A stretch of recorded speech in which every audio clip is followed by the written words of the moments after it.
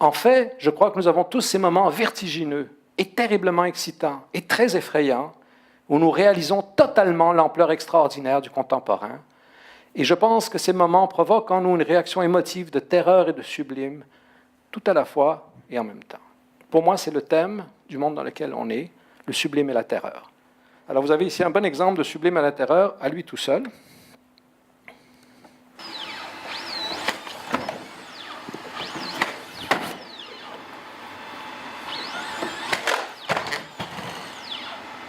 Le sublime parce que vous pouvez imaginer ce robot qui va dans les décombres, qui sort les êtres humains de catastrophes, après un tremblement de terre, après un tsunami, après une explosion, qui aide les êtres humains. Vous pouvez imaginer ce robot-là qui fait du travail important mais toxique, qui va aller dans des mines, hein, et qui va gérer, qui va tirer les minerais, etc., au lieu que ce soit des êtres humains qui le fassent. Vous pouvez imaginer ce robot comme votre chirurgien, parfaitement précis, dont la main ne tremble pas, qui ne pense pas à d'autres choses pendant qu'il fait sa chirurgie ou elle fait sa chirurgie.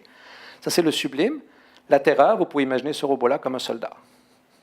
Ces choses-là sont ensemble et en même temps, l'une avec l'autre. Will Knight nous dit, dans le magazine du MIT, nous dit, à partir de l'été 2018, donc maintenant, l'Union européenne pourrait exiger que les entreprises puissent donner aux utilisateurs une explication quant aux décisions prises par les systèmes automatisés.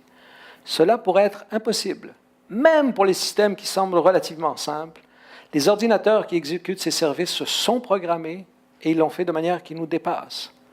Même les ingénieurs qui construisent ces applications ne peuvent pas expliquer complètement leur comportement.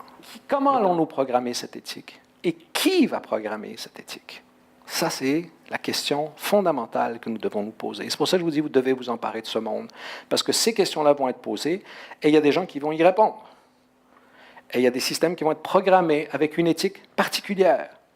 Il faut que ça corresponde à ce qui nous semble être l'éthique la plus importante. Et le plus grand défi, donc, avec tout ça, ça veut donc dire que le plus grand défi avec tout ça par rapport aux technologies, c'est un défi humain.